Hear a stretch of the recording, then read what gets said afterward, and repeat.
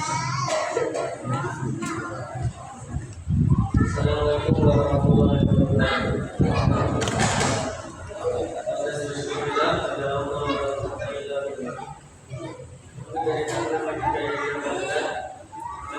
Beberapa informasi terkait dengan informasi pertama, tidak selalu imam sholat isya dan tarawih sekaligus pertama pada malam hari ini, yaitu saat Dr. Hijau. Yang kedua, imam sudah berceramah kajian subuh dan diisi oleh Dr. Andes Ramulani.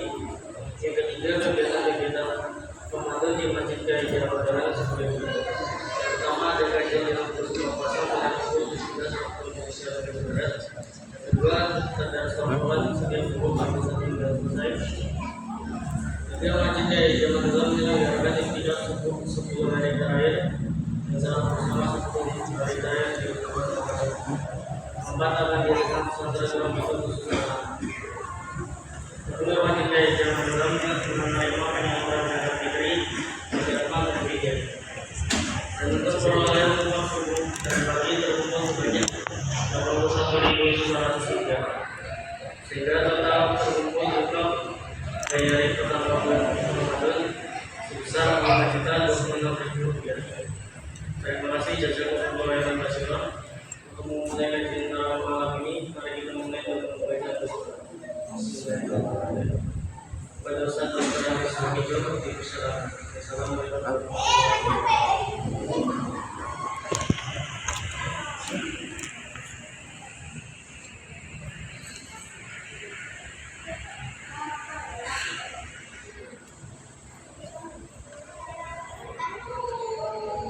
Assalamualaikum warahmatullahi wabarakatuh. Alhamdulillahirabbil alamin. Wa bihi nasta'inu ala umuri dunya waddin. Asyhadu an la ilaha illallah wahdahu la syarika lah wa asyhadu anna Muhammadan abduhu wa rasuluh. Allahumma shalli ala Muhammad wa ala alihi wa sahbihi ajma'in. Jamaah salat Isya, salat tarawih Masjid Al-Adalan yang dimuliakan Allah. Pada malam hari ini kita akan menyampaikan surat An-Nur ayat 35 sampai 40. Yang mana surat itu merupakan penjelasan dari Allah kepada kita tentang cahaya Allah itu sendiri. Kemudian siapa yang mendapatkan cahaya dari Allah, dan siapa yang tidak mendapatkan cahaya dari Allah sehingga dia dalam kegelapan. Dalam ayat 35 Allah jelaskan, A'udzubillahi minasyaitonir rajim. Bismillahirrahmanirrahim. Allahu nurus samawati wal ardh. Matalun nuri kamishkatin fiha misbah. Al-misbahu fi zujajah. Ayu jajatu ka'annaha kabun nuri yubatu min syajaratin mubarakah. Yubatu min syajaratin mubarakatin yaitu natin masariyatin walabadiyatin. Yakadu yaitu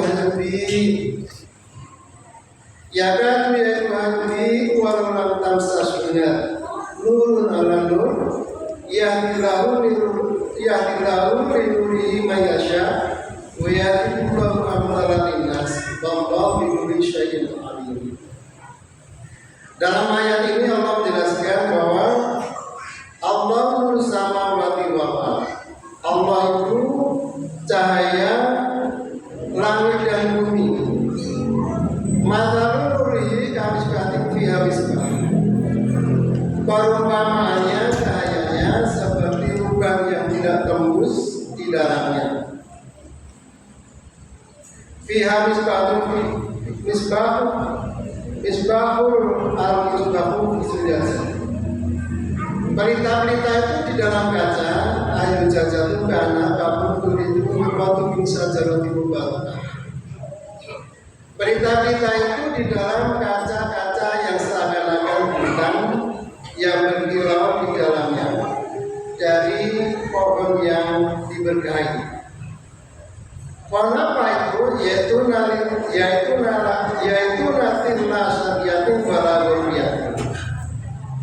yaitu pohon zaitun tidak di sebelah timur dan tidak di sebelah barat.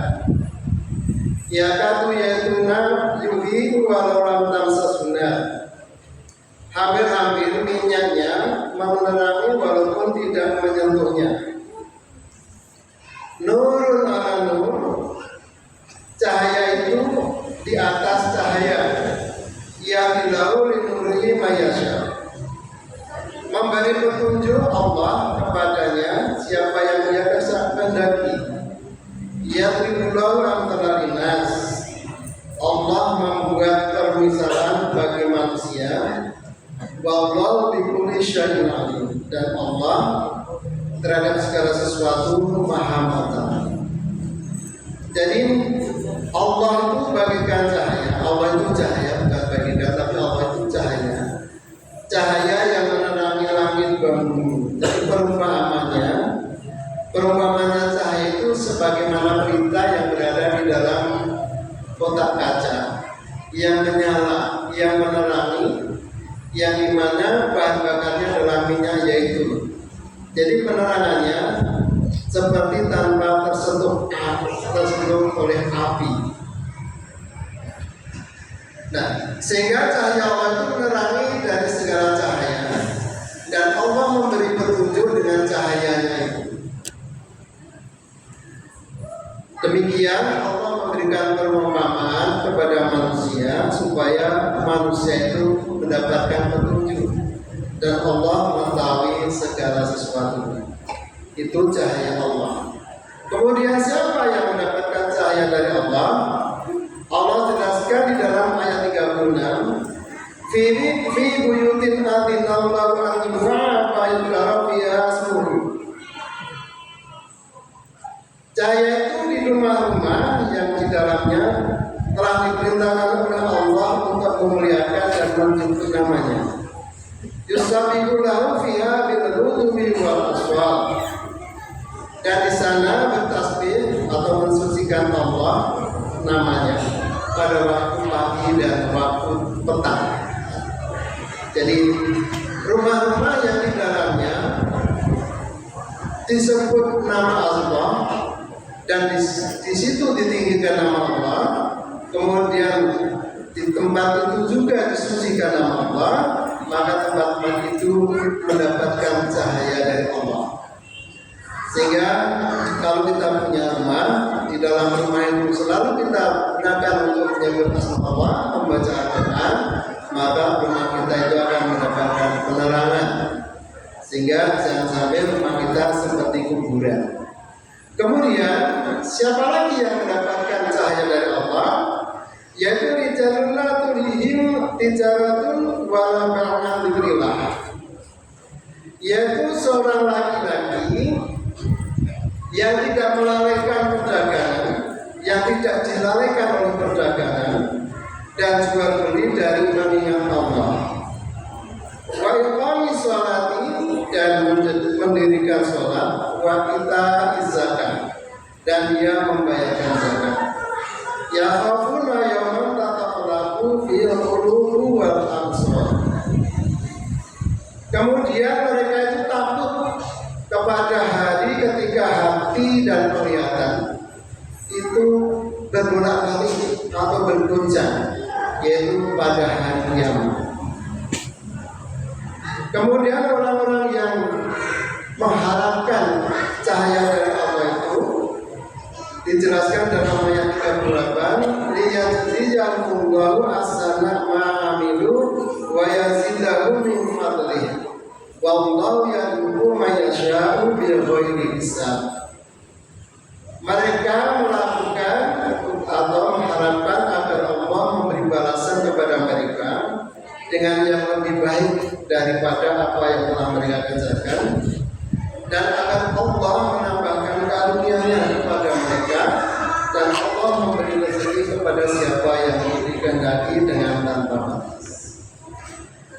Jadi Bapak Ibu yang dimuliakan Allah, itulah orang-orang yang mendapatkan cahaya dari Allah.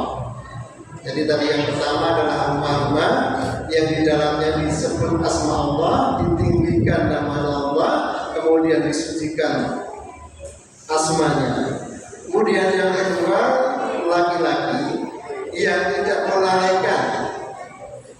tidak dilalaikan, tidak terlena oleh perdagangan dan jual belinya, dan selalu mendirikan sholat dan membayar zakat. Nah, kemudian mereka takut kepada Allah ketika hati mereka, hati dan kolbu, hati dan pendengaran atau penglihatan itu digoncangkan di harinya. Bapak Ibu yang dimuliakan Allah, kemudian siapa yang tidak mendapatkan pancaran dari Allah atau tidak mendapatkan nur ilahi, dijelaskan dalam ayat 39. Waladina kafaru amaluhum kasarabin bi'atin yasabutum al-ma'a. Dan orang-orang kafir, amal perbuatan mereka seperti fata morgana di tanah yang datar yang disangka air oleh orang-orang yang dahaga. Hatta idza ja'ahu lam yajidu syai'an wa wajadahu indahu fawaqahu bisabab. Dan didapatinya, tetapi tidak ada air di dapatnya.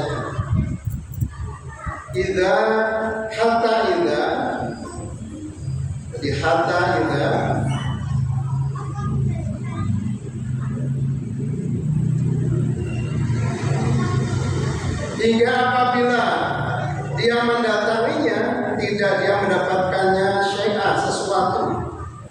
Wa wajadallahu, dan mendapatkan Allah, wajah-wajah Allah indahu di sisinya. Fafahahu, lalu mencukupannya hisabahu, perhitungannya. Wallahu sari'ul hisab, dan Allah sangat cepat perhitungannya. Kemudian juga dijelaskan kembali perumpamaan itu di dalam ayat 40. Al-qadulumatin fi bahri mujin yashabu manujum min fawqihi mawjud fawqihi sahab. Dulumatun ba'duha fawqa idza akhraja yadahu lam yakad yaruha wa ma lam yaj'alillahu nurun famalahu minhu. Atau keadaan orang-orang kafir itu seperti gelap gulita di dalam laut yang dalam, yang diliputi oleh gelombang demi gelombang, di atasnya ada lagi awan gelap. Itulah gelap gulita yang berlalu statis. Apabila dia mengeluarkan tangannya, hampir tidak dapat melihatnya. Barang siapa yang tidak diberi cahaya oleh Allah, maka dia tidak mempunyai cahaya sedikit pun. Jamaah yang dimuliakan Allah, kalau kita terapkan dalam kehidupan sehari-hari, maka kita akan mendapatkan pelajaran yang sangat luar biasa, di mana orang-orang yang beriman itu hidupnya penuh kejelasan karena mendapatkan cahaya atau hidayah dari Allah. Tetapi orang-orang kafir itu bagikan orang yang berjalan di dalam kegelapan, berjalan di tengah panas pada pasir. Dia membawa bekal, tapi dia kehabisan air, sehingga dia melihat seakan-akan ada air. Sehingga digambarkan amal kebaikan orang-orang kafir itu seperti fata morgana. Fata morgana itu adalah bayang-bayang yang seperti air di tengah padang pasir atau di atas tanah yang panas, tetapi ketika didekati tidak ada. Itulah fata morgana. Jadi hanya sebuah ilusi, bukan sebuah kenyataan. Jadi kita tidak usah terbuai oleh amal-amal orang kafir yang luar biasa banyaknya, tetapi sesungguhnya mereka itu adalah seperti fata morgana. Kenapa demikian? Yang pertama, mereka tidak punya iman. Yang kedua, mereka sumber dananya juga belum tentu halal dan tidak jelas. Lebih-lebih, mereka orang-orang yang kafir itu orang-orang yang berada di dalam kegelapan karena tidak ada petunjuk dari Allah. Orang yang tidak mendapatkan petunjuk dari Allah, maka hidupnya adalah tidak jelas tujuannya apa. Sehingga mereka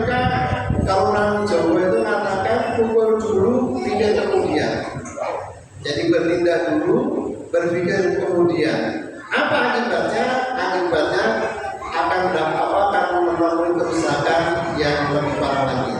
Oleh karena itu, orang-orang yang beriman sangat berbeda dengan orang kafir. Orang-orang yang beriman itu sesuatunya jelas, tujuannya jelas, sedangkan orang kafir itu tidak jelas.